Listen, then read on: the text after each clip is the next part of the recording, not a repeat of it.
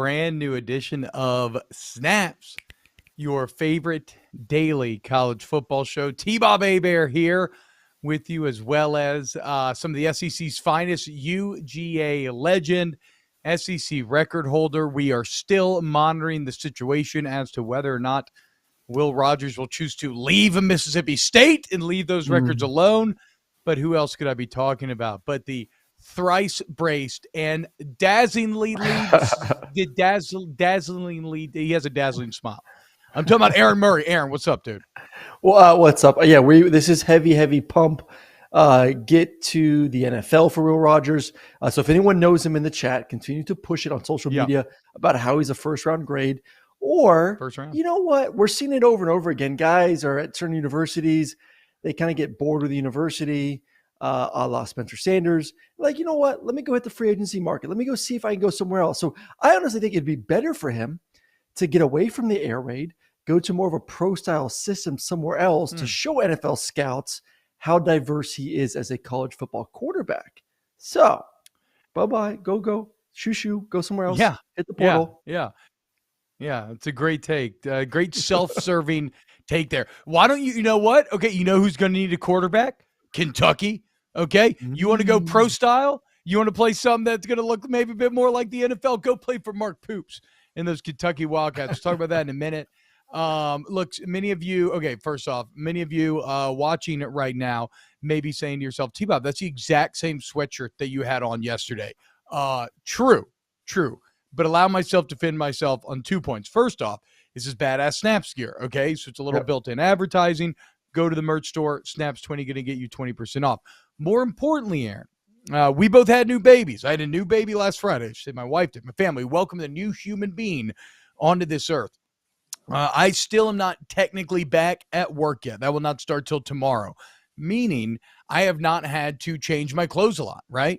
I've been at home, and when you're doing that, you're taking care of the baby. What do you want to wear? You want to wear something uber comfortable. So let me say that I am not wearing this just because it is Snaps gear. I am wearing this literally because it is so insanely comfortable. Like, I've been relaxing in it 24/7 around the house. So if you're wondering about the quality of the gear, let the fact that the new dad, who is like not sleeping at all and trying to maintain premium comfort at all times, is wearing this on my own free volition. It's literally the highest endorsement that I can give to the product. I mean, Aaron, you have one as well. Would you agree? Yeah, and I'd probably wearing mine too right now if I just didn't get off a little Peloton and a walk with the dogs. I'm sweating my ass off still. So I need to. Yes. But no, listen, I'm a person that I will probably wear a sweatshirt 3 or 4 times in a week before I wash it, if not more. Like, it's a sweatshirt. It's, first off, you're wearing a sweatshirt because it's cold outside, so you're not really sweating. I wear plenty of deodorant. So, like, it's not like it's getting stinky and so yes, I wear it every damn day of the week, T-Bob. I ain't going to judge you for it. If it's cold enough, you'll be fine. We overwash our clothes. I mean, we overwash our clothes. You should not wear your underwear more than one day in a row. We can agree on this. I can actually be a bit more open-minded when it comes to socks. I could be more open-minded. If you don't have a sweaty foot day, I mean, you can never work out in a pair of socks and rewear them. If you don't have a sweaty foot day, I'm not wholly opposed to doing 2 in a row, but just know that you're taking a bit of a risk. Underwear is a definite no, but pants, shirts, like, if they don't smell, you don't have to wash them. T-Pat, who has followed me for years, says, but T-Bob, you wear multiple shirts. You wear shirts multiple days in a row more often than when you just have a kid. Fair. That is fair, T-Pat. True. But I don't know if I have a great I will say, whatever. Someone who produces a daily show with T-Bob, he has exactly 7 shirts. Thank you. Okay, but I mean, what's the problem, dude? Why do I need more? That is not negative. Shirts? That is just. Why do I need more shirts? I literally rotate. I want a solid rotation. Yes. Yeah. So, like, when I go on when I go on the road on the weekend to call games, so this is what I do. I go on the road Friday, wear the same clothes Friday, Saturday, Sunday. I get to Wednesday night, I do my laundry, and then I repack the clothes that I wore from the previous weekend on my road trip wherever I'm going. Smart. I mean, that's just good business. That's Steve Jobs' decision theory nonsense for sure. Yeah. It's one of those deals where it's like I always went to schools where you had to wear uniforms, and while it sucked in many ways because you wanted to be creative and different and whatnot, it also was a blessing in many ways because you never really had to think about what you were going to put on. It was already done. The thinking was done for you. Logan Gardner says, how often should you wash your towels and rags? I'm kind of a smell test guy with towel. You have to hang a towel immediately, though. You use a towel, you hang it up. If you don't hang it up, then you can't use it again. It's going to stay wet. It's going to get nasty, okay? If you hang it up, you could probably get 2 or 3 out of that. I'm also a big I rub my body down, Aaron, before I use a towel. So, like, think of it like, when you take a wash rag and you twist it, you kind of twist it to get all the water out of there. So right when you stop a shower or bath, you tousle your hair, rub your body down, you get that outer layer of water off, and it makes drying your body way more effective.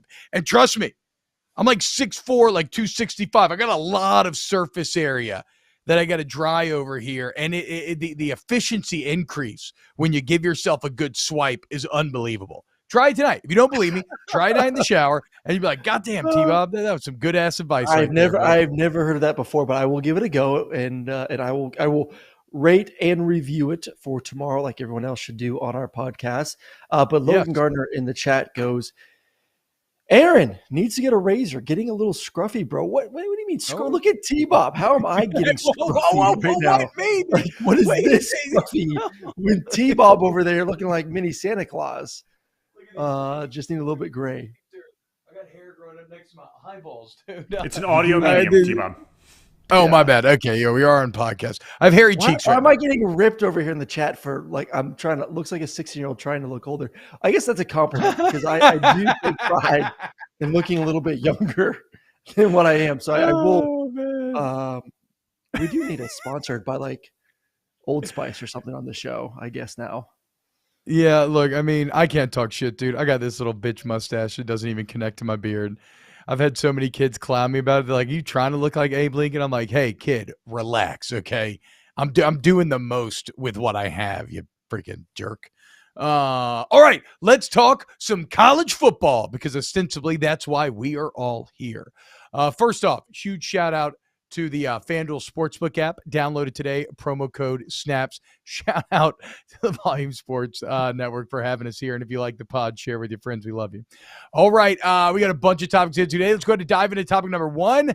We talk about declaring for the draft. We're talking about maybe an available spot for Will Rogers, where it should go. Well, another Will Levis, Kentucky quarterback, officially declares for the NFL draft. And Aaron, I mean, look, this makes all the sense in the world. If you are already being talked about a upper first round draft pick, like you have no more ceiling to increase. And if I'm Will Levis, I mean, I'm counting myself lucky, and I'm getting out while the getting's good because I played like shit this year. And I'm still being considered like a top 5, top 10 pick. So it's like, where is the motivation for me to come back to school? Especially when I was just at Kentucky in a year where we thought we were going to build on this huge year that we had. Instead, we ended up taking kind of a massive step back. Like, what else does college have to offer that kid? You didn't even play good. You're still going to be top 10. Get the hell out of there. Skip the bowl game. Start to get ready for the combine and get ready for your next step. Yeah, but not many times do we see a guy have a worse year than the previous year and then decide to move on to the NFL. It just shows you how weak this class is. Let's go back to last year's stats. 2021. 24 touchdowns, 13 interceptions, right around 66% completion. This year, 65%, 19 touchdowns, 10 interceptions. He's a turnover machine. He's inaccurate at times, but like who is going out this year? It's smart by him. Like he does look the part. Like he's a very pretty quarterback in a lot of ways. Big, strong, physical. You mean he's a giant white guy with like some athleticism? Yeah, that's like he's a giant white guy. That is what every NFL GM slobbers over. That's what happens when you put mayonnaise in your coffee. You get all those attributes that GMs just absolutely want. So he's a first round talent. I think regardless of if this was a strong draft class or not strong draft class, I think he's a guy that will show up to the combine and on pro day and will absolutely wow you with what he can accomplish on the football field. So he'll be, I don't think anyone's going to reach for him and say like a top 10, top 15 pick, but I could see him going somewhere in the 20s. Maybe your Saints get him. I don't know. But he's a first round talent. He's a first round talented. He's first round talented. Is he? With or is this just Josh Allen? Is this a Josh Allen effect? It is a Josh Allen effect. I was not high on Josh Allen at all. And Josh Allen's stats were worse than him with being a part of a lesser league. So, my question is Josh Allen, you play in whatever conference you play in, and you can't even complete 60%. What gives me confidence that you're going to take the next step into the NFL and be an accurate quarterback? I had no confidence in the kid. And he kind of proved me right for the first 2 years of his existence in the NFL. And now I've gone over it. He's actually my fantasy quarterback this year. So I appreciate Josh Allen for how good he's performing on the field. Will Levis is at least a little bit more accurate. He's been a mid-60s guy. If you turn on the tape, there's plenty of good enough throws to say, okay, that is an NFL-type quarterback. It's just he needs to get more consistent. That's it. More consistency is going to be the key. Logan Gardner accused you of doing Botox. That's hilarious. I agree. Look at that little Botox boy.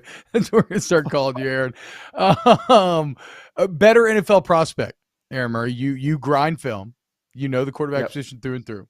Will Levis or Anthony Richardson, who also, in case we missed it, I think we forgot to mention it, Anthony Richardson declaring for the NFL draft out of Florida as well.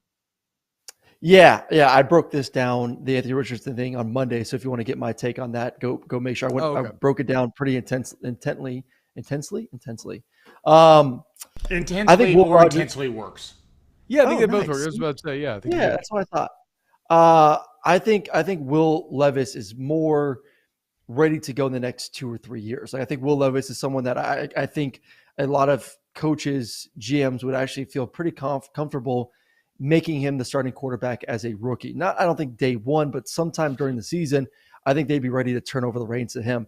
I think Anthony Richardson is a long-term project. And I said it on Monday, I'll say it again right now.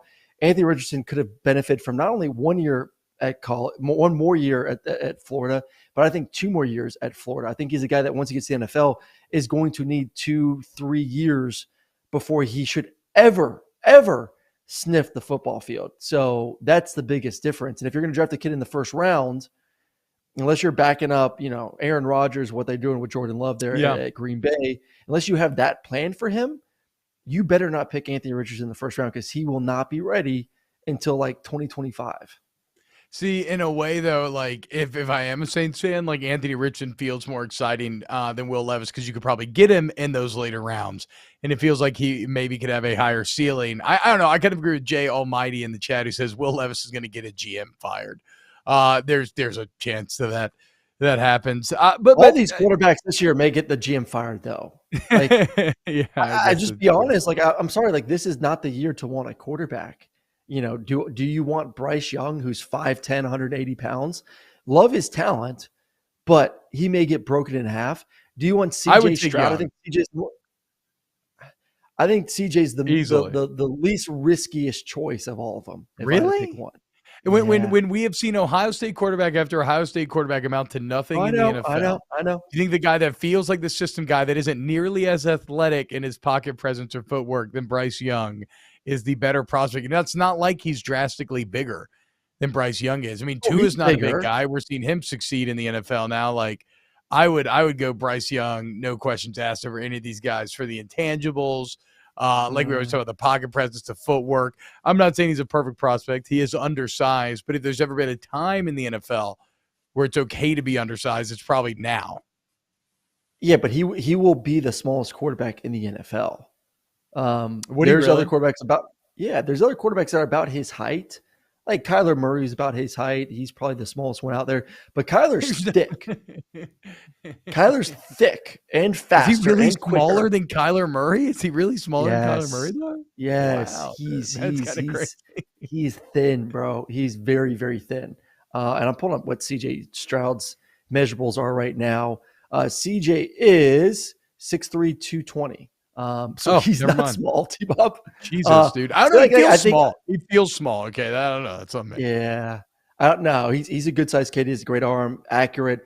I think we do get nervous because of the whole Ohio State quarterback. And I do have something coming out on social media later today, just maybe ripping Ohio State quarterbacks just a little bit and why maybe he shouldn't be in the Heisman discussion right now. Did you film it? Did you film it on your big couch with all your friends? Yeah, you like my big couch. My big friends. You should go look at Aaron's Players Lounge videos where he's doing a great interview with DJ Shockley, except that for some inexplicable reason, they have chosen to shoot Aaron alone on like a 5-person It's not my studio. couch. I'm not going to get in the studio and be like, hey, move your couch. Wait, just hit a zoom. Just hit a zoom button on the camera. I don't know. I mean, there's no need for the shot to be so. You know that Aaron was getting on an entire CNN panel later? Because there's definitely room for them on that big comfy couch. What do you want me to do? Do I need more pillows? No, dude, it's incredible. You could fit the entire Big Noon kickoff crew on that couch. That's how big it is. That says something. That does say something. It is a big couch. It's comfy though. Hey, nice pickup by Big Noon Kickoff stealing the bear from game day. How about that? Like, I am not sure at all that anything the bear could do will justify whatever that cost, but it is like a great petty win from well, they're just Fox. trying to rip off ESPN. That's all they're trying to do. They're literally trying to steal game day. Look at the good company man over here. Yeah. Are you going to defend the mouse, dude? You know, I think next is they're going to go after your boy. What's his name? Pat McAfee. That makes sense. McAfee is a bit of a unicorn in this space, and in a content bidding war, the unicorns will, command a very high price. He just gets juice no matter what he does, dude. He just gets juice. We need to somehow get ourselves into that bidding war, Aaron. Also, if I will never say anything negative about ESPN or Disney again, like, I can be bought. I'm not a journalist. I have no ethics. Disney, look at me right now. I freaking love you. Okay. My kids love you. It's that age where, like, we love going to Disney. If you hook me up in any way whatsoever, we're good. Okay. I'll cover up what I'll do. I'll carry whatever T-Bob and I on a you game. need me to. Yes. So this is Aaron on a normal size couch. I think this is why he's on SC this morning on a normal size couch. Unfortunately, he has a hilarious screen grab, taking mid breath. Now this is fine. That looks good. This is shot better. This is not bad at all. It's shot a little better.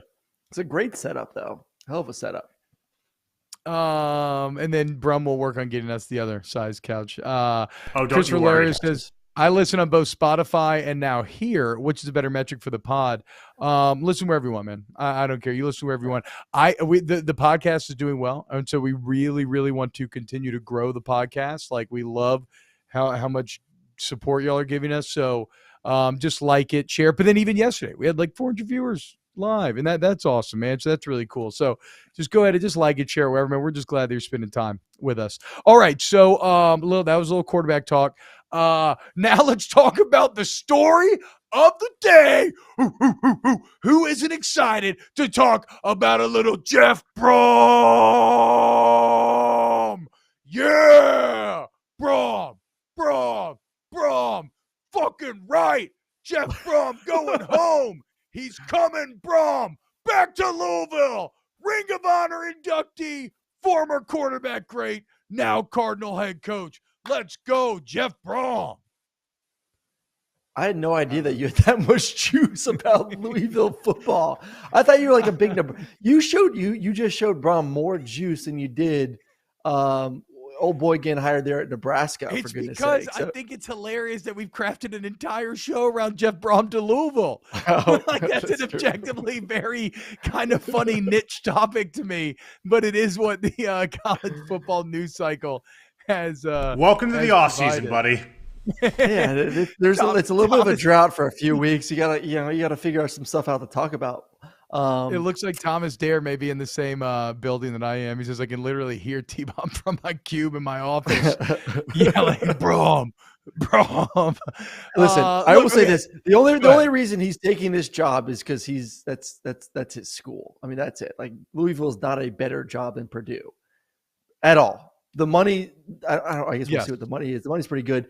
But, like, what the Big Ten's about to get money-wise from this new TV contract is through the damn roof. But you say I do not want to be a part of the ACC. I'm gonna tell you that right now. Like, I do not want to be a part of the ACC. That is has been labeled and continues to be the worst conference in America, and is stuck in their TV deal forever. Like their TV deal sucks. So you go from one deal that's going to pay your school and your university money a boatload of money every single year to the worst conference with the worst TV contract out there. The only reason he's doing it, and I don't blame him, is because he's going home. So what if you're getting paid the same and or more, though? Do I really care about the ACC versus the Big Ten, especially if I feel like I'm kind of maxed out at Purdue, right? And I feel like Brohm's own actions kind of tell us that he feels like he probably kind of maxed out there. I mean, you got Ohio State and Michigan, who look impossible to pass at this point. Now you got a Luke Fickell Cincinnati you're going to have to deal with in the Big Ten West. Oh, wait! Matt Rule in Nebraska, probably the most powerful combination on the college football landscape, the best school in the country. So it's just all of a sudden a very competitive Big Ten that you got to fight through. And honestly, look, he went 9-4, 8-5 this year. They win the Big West. Like, so in the middle of my point, Brumley has decided to post the picture. It is a little aggressively big. We need to zoom it in just to the pillows. And the best part is you're sitting in the dead center of the couch and you have your legs very close together. Like you look uncomfortable by the amount of space around you. Well, I wanted to cross my legs with issues. I had my shoes off. So I had some holes in my socks. I didn't want my nasty socks to be on the show. So I'm like awkwardly trying to keep my feet down. And then, Okay. For those listening on podcasts, you have to go on the YouTube and see you can go watch the replay. Yes. And also maybe we can tweet out a link with that as like the photo. Yeah, he does. He really does. Make that the photo to today's pod when you upload it. Okay, so as far as Brohm goes, I feel like he maxed out at Purdue. Remember, he was offered this Louisville job back in 2018. He was like, no, I think I'm building some here. I want to stay in West Lafayette. He did that. Now he goes home. He's probably getting paid the same and or more. And yes, the ACC does not have any of the prestige of the Big Ten, but make no mistake, the path to a championship is infinitely easier than it is in the Big Ten. So like the path to winning games is going to be much easier where he is going than it will be at Purdue, in my opinion. My concern with this, and this is a concern you get anytime you get a former coach. I think a great example is obviously what we saw with Scott Frost there on Nebraska.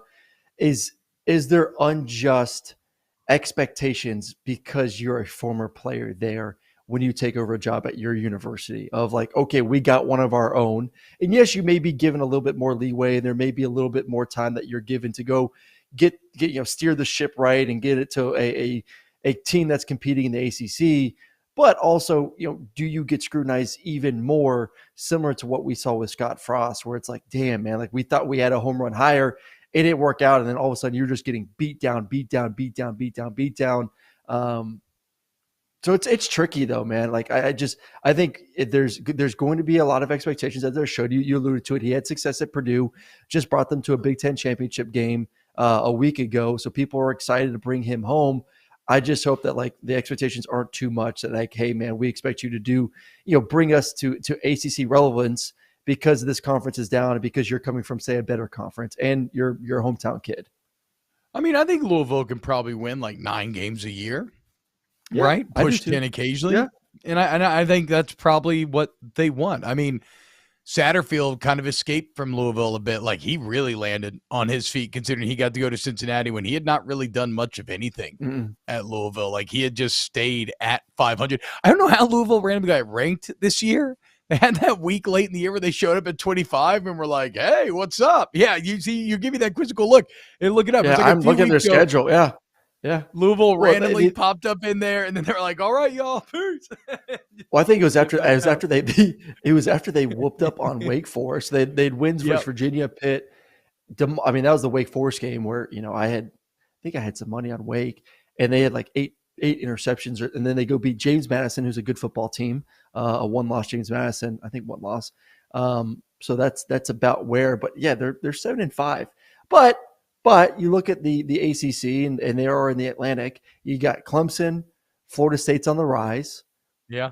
Syracuse, okay. NC State, Wake Forest, Boston College. So you are in the tougher of the 2 divisions of the ACC. Like I don't see them. Not the Big I don't Ten see overall. Louisville surpassing. I don't see Louisville surpassing Clemson. And then the way things are going at Florida State right now, I don't see them kind of, them overtaking. No, them but with everybody else being built. Yeah, but everybody else on that list, you can see them passing. Yeah. Oh, 100%. But if you can't pass those two, that's 2 losses right there. You got to win the rest of your games to get to 10.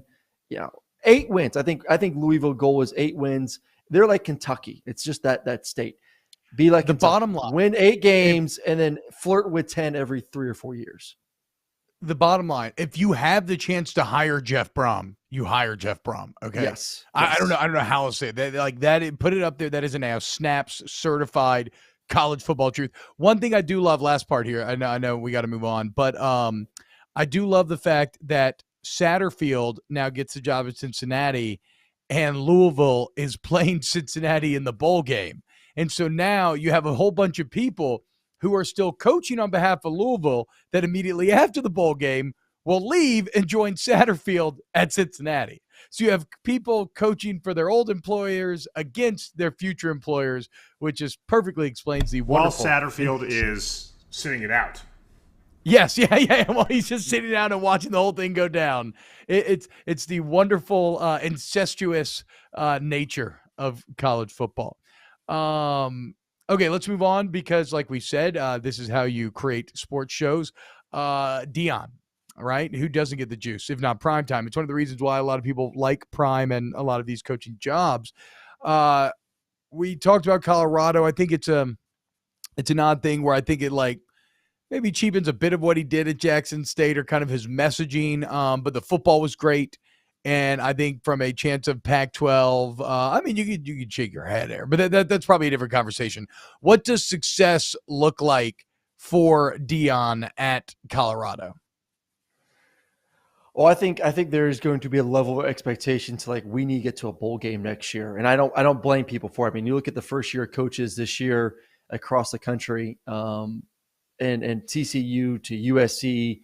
And those teams competing in year one for national championships and getting into the playoffs and conference championships, there is, hey, Dion, you got the excitement. You're bringing in guys. And we'll obviously, I think a lot will be dictated by what it looks like in the portal.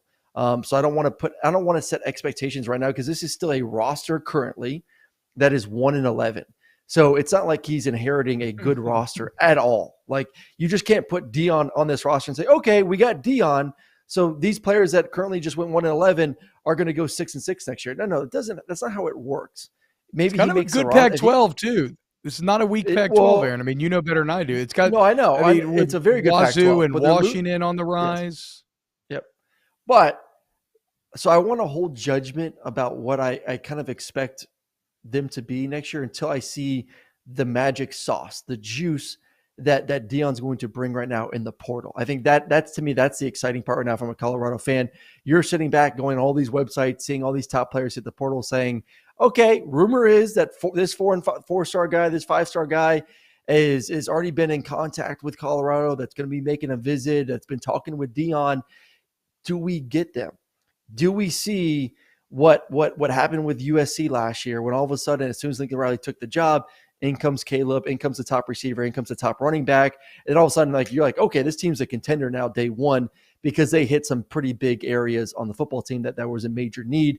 If he does that, which I think he can, and then all of a sudden I'm talking about January, February, we're saying, okay, this team is a chance to go bowling in year one. But I think regardless of what happens in the portal, what happens in high school recruiting, I think that should be his goal. And I do think it's going to be realistic by my expectations of what he's going to bring into that roster in the next 2 months. Yeah, I mean, look, at Stanford, the Arizona schools, Cal, all remain down bad. But after that, it does get tough, dude. It does get tough. But like you said, but USC and UCLA are leaving in 2 years, so you just got to survive one more year. No. But you said next year. But we said next year, right? Yeah, that your schedule will be comprised of next year's teams. I'm just trying to see if a team goes at TCU. It's even though you got to love that stage, actually, though, right? If you're Dion, because what are the chances? How good will TCU be next year? They'll probably be way better than you. Don't get me wrong. but like at least it's not opening up at a Michigan or something. It's not opening up at someone who's proven every single year to be able to reload. Like it's not an awful opportunity there for Prime to make some primetime news right away. They were bad this year. I mean, they were they were 1-11 this season. Yeah. I'm just looking at the scores right now, and it's pretty piss poor. So he's going to, and the more I keep hearing people discuss this whole, Deion's not nice and he's not playing fair and he's treating these kids so badly. Screw that, man. This guy is brought in to win football games. And if you just go look at their record this year and look at the wins and losses, and not just, obviously the 1-11, but how they lost. I mean, they got their asses blown out every single game. I'd be saying the same thing if I'm Deion. I'd be trying to find a way to weed out every damn player on that roster and rebuild it from scratch if I could. Get it? It's a bad roster. Trying to weed them out. I think the players are taking care of that themselves in Boulder, right? Do we still make jokes about legalization? Like, does that still play? Or now that it's basically legal everywhere, I guess it doesn't really. Less taboo. Yeah.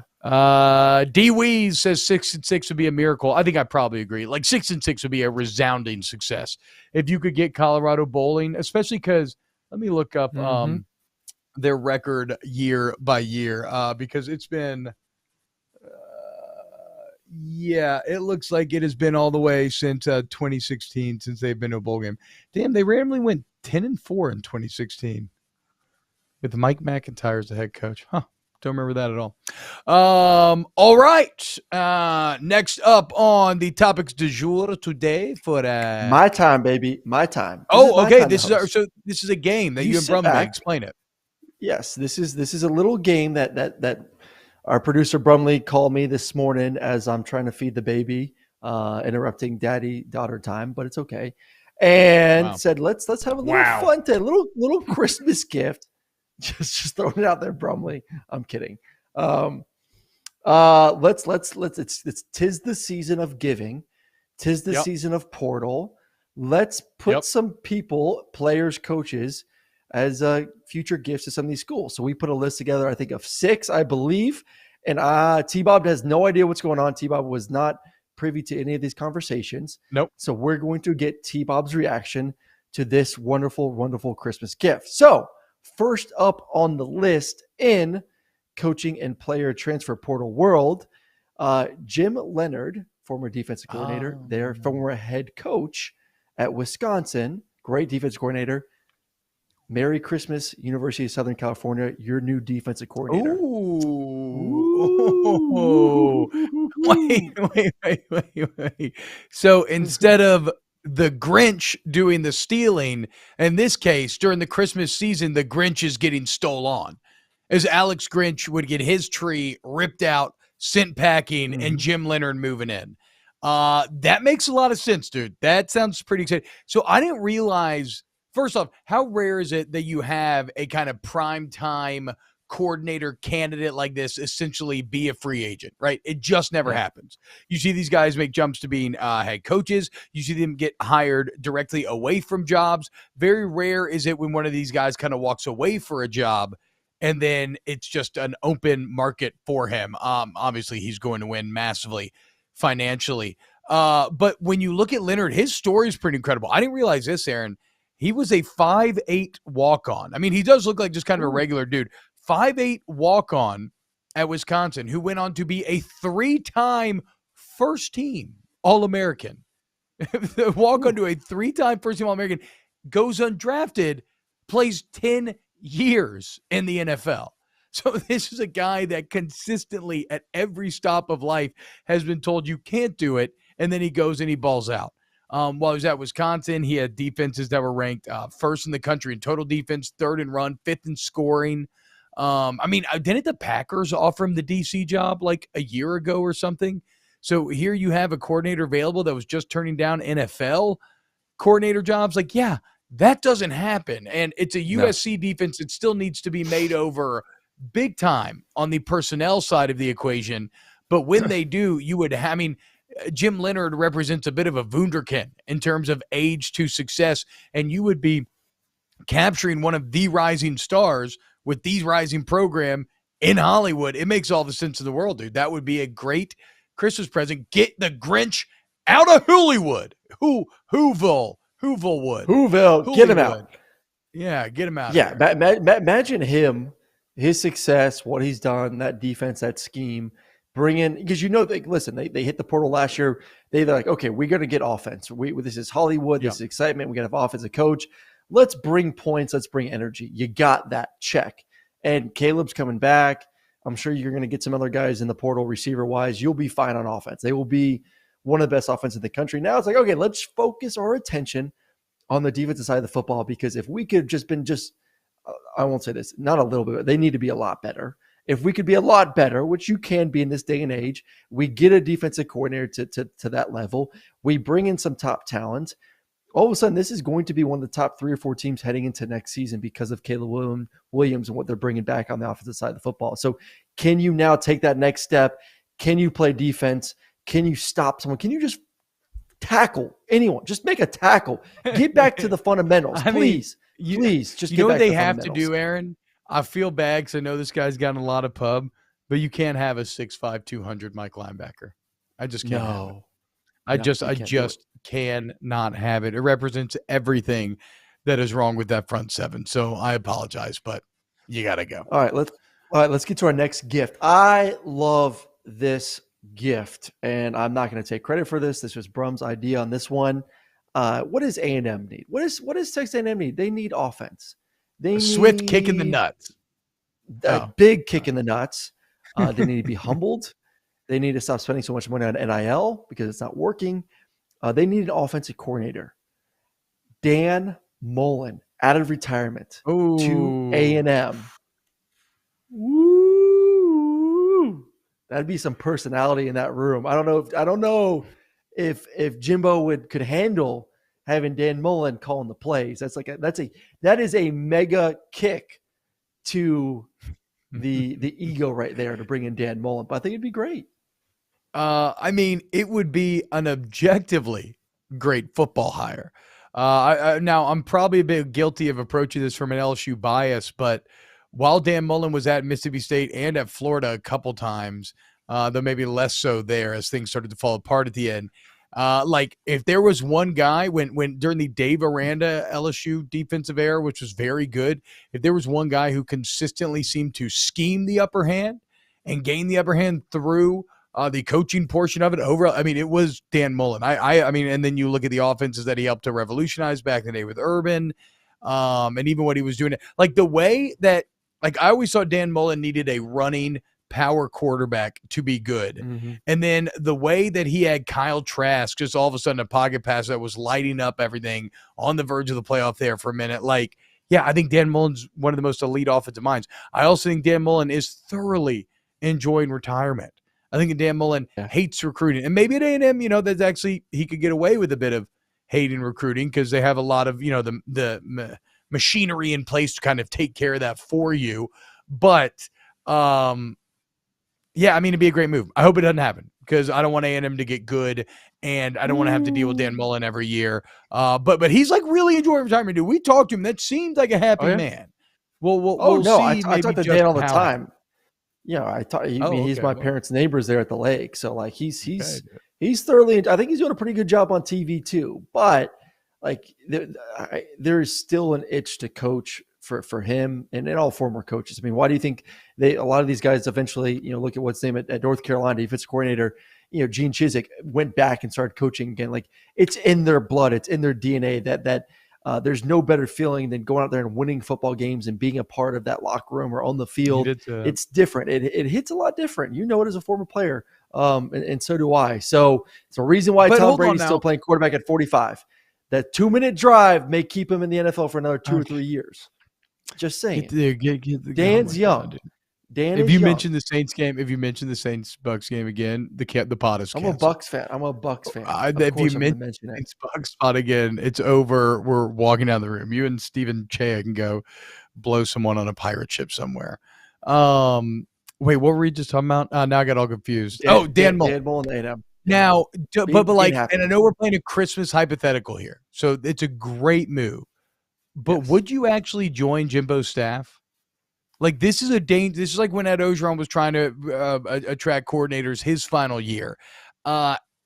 Jimbo's got a bit of the stench of death on him, right? Like if we were in nautical piratical times, Jimbo has a bit of a black mark coming his way. It almost feels inevitable, his downfall. Now he has enough treasure where it's maybe he's able to afford some modicum of protection, but I would be very wary about tying my ship to his.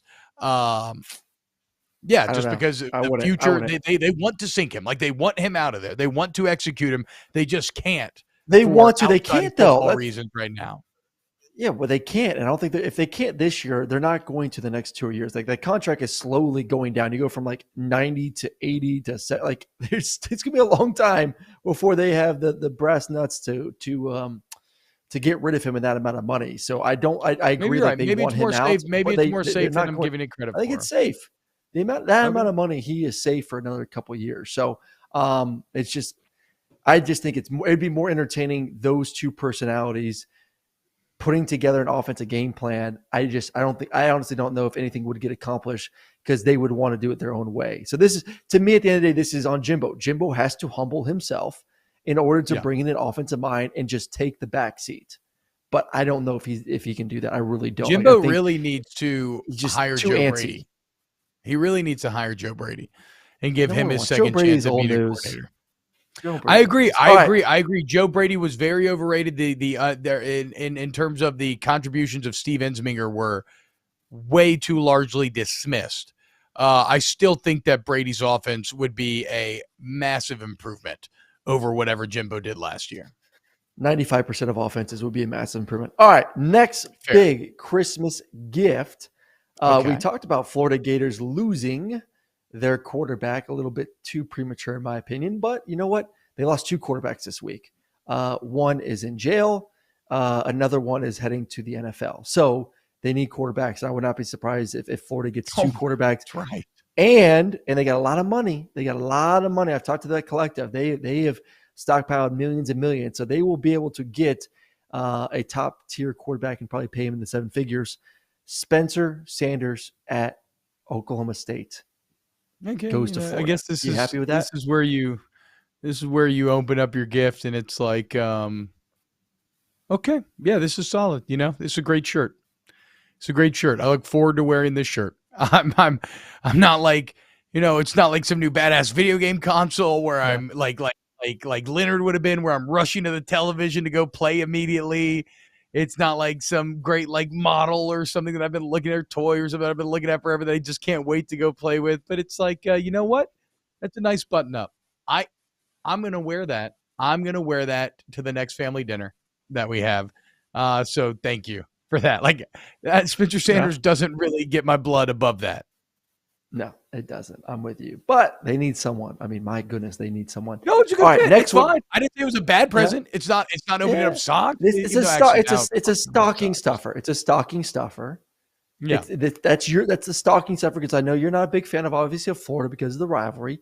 But now I'm gonna change it to, what does LSU need this offseason? What gift does LSU need here? Sanders stocking stuffer. Yes, Spencer Sanders stocking stuffer. Spencer Sanders stocking stuffer. Spencer Sanders stocking stuffer. Ooh, that's good. All right, LSU Tigers. They got Kayshawn back. You lose Besh, but Besh really didn't do much this year. But what does LSU need? I think they need a running back. They need someone that dominated the Big Ten. A little bit sturdy inside, strong, physical. Chase Brown from Illinois. Making the change. Come on. What do we think about that, LSU? Imagine those receivers with Chase back there at running back. No, I mean, that now that is getting like a brand new video card or new PS5 or something. Like, that's the big boy right there. That's the present that you hide under the tree and you save for the last minutes after all presents are done, and your kid is happy because they've gotten all these wonderful new gifts, but they kind of get the one that they really want, but you knew you had it the entire time, and then you bust it out at the end. I mean, yes, if you're going to tell me that I could get the I'm looking up exactly right now. Yeah, you're going to tell me that I get the nation's third leading rusher who ran for 136 yards a game, 10 touchdowns, helped bring that Illinois team to new heights, should have been a Big West champion. Like, yeah, at a position of need, that would be absolutely massive for LSU. To be clear, Chase Brown has not entered the portal, has he? No, but he could. I'm just saying, like, he could. He definitely could. I'm just making sure. Before you don't get my hopes up too much. Because T-Bob's like scheming over there. T-Bob's about to start calling some people at LSU. And let's find this man a deal. Let's go. Let's get now. Him, he's not going to get 328 Louisiana. carries, but I would use that as an advantage. I'd be like, bro, we're not going to use you up. Like, you will have tread on the tires for the NFL. Yeah, no, we just need a playmaker here. Chase Brown would be awesome. You think I'm excited? You know who would be excited? Friggin' Jake Hester is obsessed with Chase Brown. He would lose himself. Also, I just realized this. He's from London, Ontario. Okay, I love Canadians. Always have. A very kind people. I mean, fuck maple syrup. You know how I feel about that. But outside of that, Canadians are very cool. We like maple syrup. I don't like maple syrup, dude. I'm all about that Louisiana. You look like a guy that would just turn a bottle of maple syrup over and just start chugging it. Dude, look, man, it'll do in a you pinch. Look very but Canadian I'm all about right now that with your beard. I'm all about that Louisiana cane syrup. I need my syrup a little more viscous, right?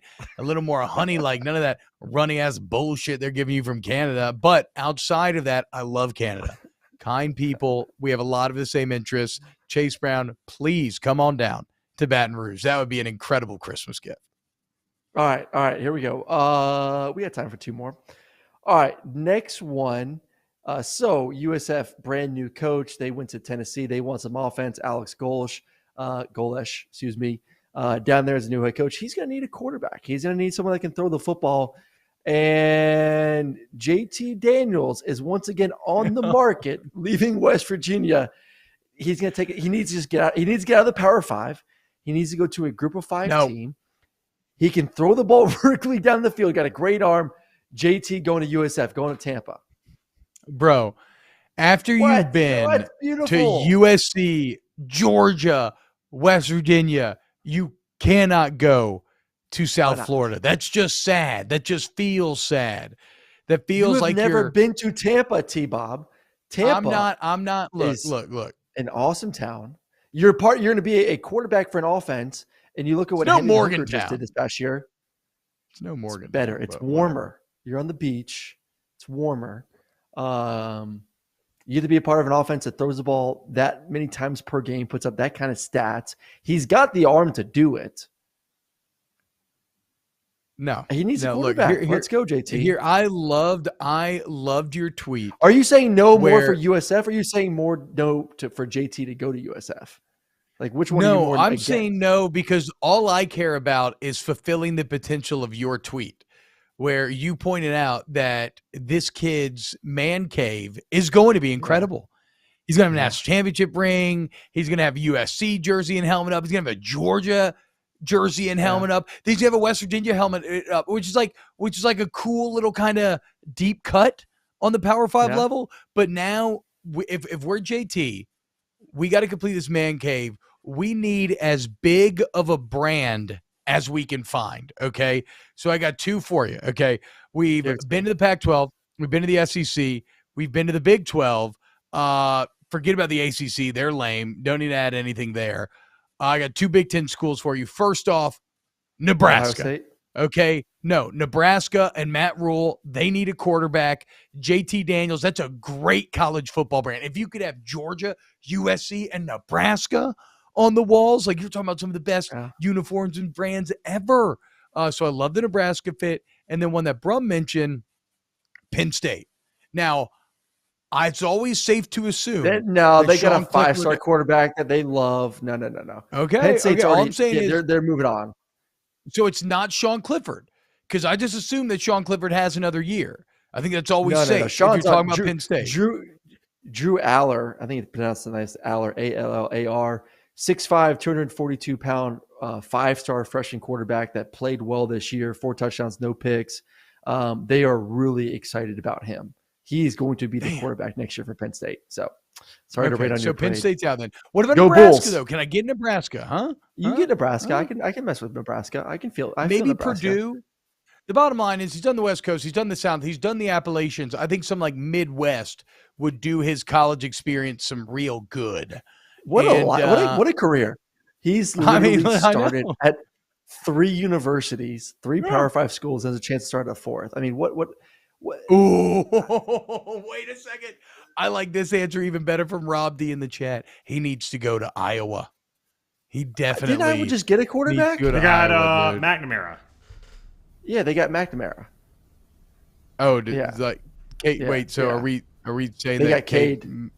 Is Cade McNamara like? Oh, you got McNamara. You're good. Like, is that where we're at? Yeah, with but Cade like McNamara? I don't think I've ever seen anything. Is there that much difference between Cade At least Cade led his team to a playoff berth and beat Ohio State. Did he? I mean, what would JT Daniels have done on that same team? I wonder. I don't know.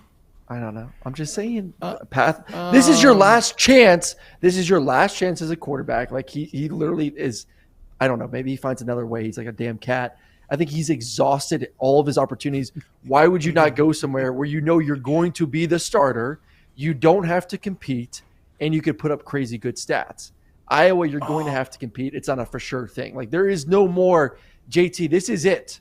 You have been given your last opportunity. Don't fuck it up. So go somewhere you can have success.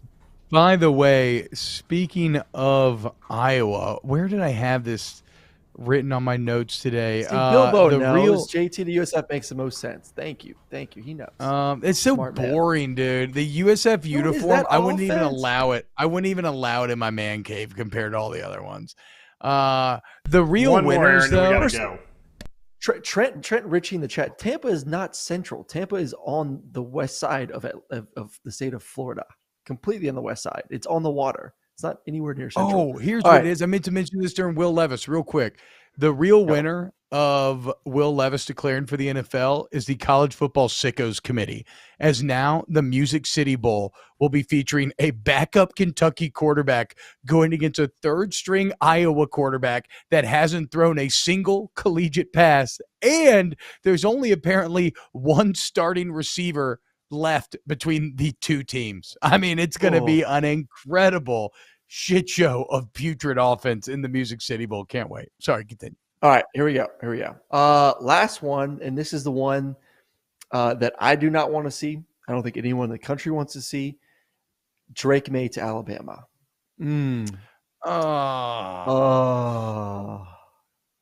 That would be depressing.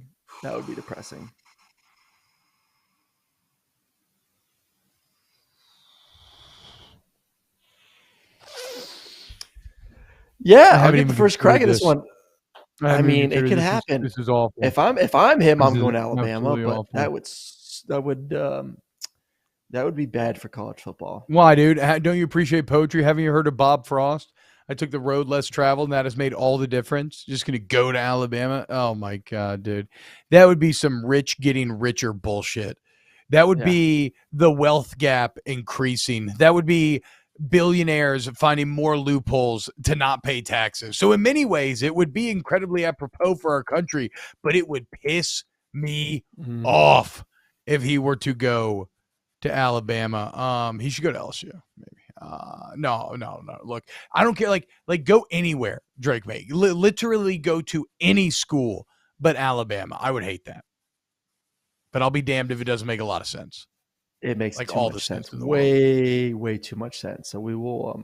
They're gonna need some receivers though. Half the receivers are in the portal right now. So, but I guarantee you, if Drake May commits, they will get those guys back or go get some more, similar to what Caleb did last year.